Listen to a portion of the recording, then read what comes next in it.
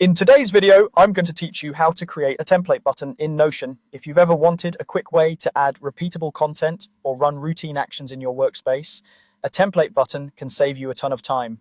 It's perfect for things like meeting notes, weekly planning, content outlines, or any workflow you repeat often.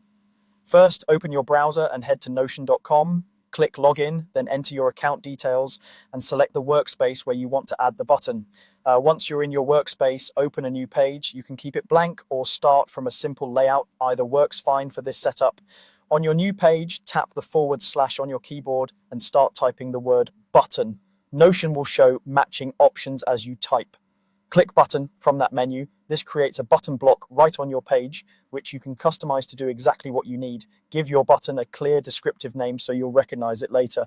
Names like new meeting notes, daily checklist, or create task make it obvious what the button will do. Clear naming helps collaborators too, so they know exactly when and how to use it.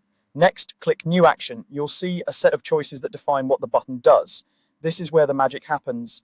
Depending on what you pick, the button can insert a set of blocks, create a new page in a database, or make other helpful changes.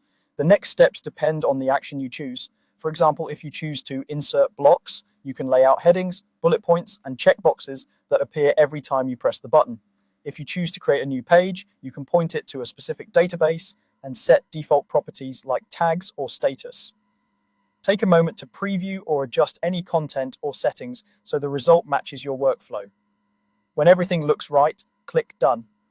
Notion saves your configuration instantly. From now on, the button will sit on your page, ready to run your chosen action whenever you need it. You can drag the button to reposition it on the page, and if you ever want to tweak it, open its settings again to adjust the name or action details without rebuilding from scratch. That's it. Your template button is ready to streamline your work and keep your processes consistent. Thanks for watching. Don't forget to like and subscribe.